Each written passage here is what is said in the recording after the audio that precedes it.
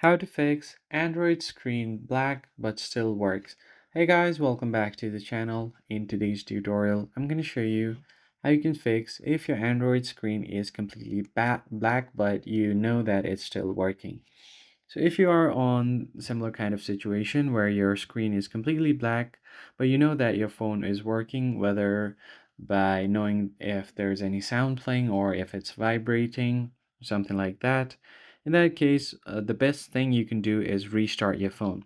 Now, usually when you restart, you hold the power button and then you have the restart menu.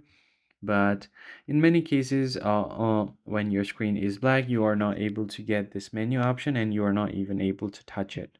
So what you're going to have to do is press your power button and hold it down with your volume down button for 15 to 20 seconds. Even when your phone vibrates, keep it hold down and then uh, just keep holding it until you see the restart screen.